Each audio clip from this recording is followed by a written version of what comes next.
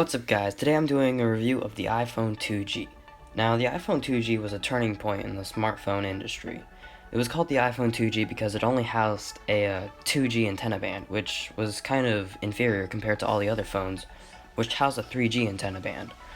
For example, BlackBerry or Palm or one of those type of companies. This phone had a very unique design compared to all the other phones at the time. It had a glass screen which was navigated by your finger. One of the major downsides of this phone was the camera.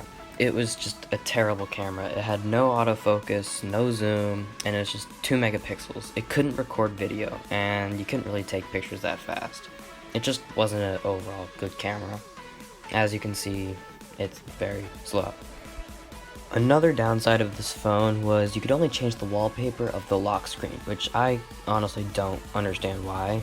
You can't change the wallpaper of the home screen. It's just a black screen. As you can see, turn off the phone and there's just that one photo.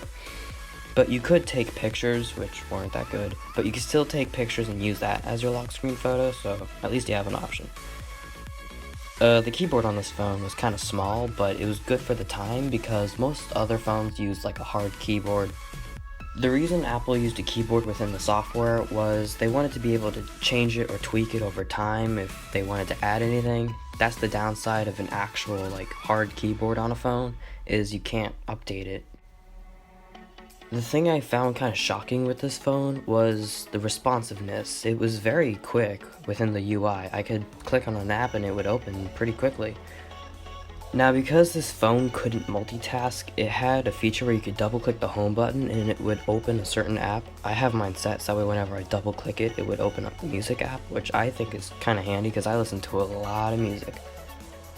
The build quality of this phone was great. It had, of course, a glass screen, but it had a metal back with a plastic casing on the bottom. That was for the antenna, and yeah, it was just overall very good experience using the phone.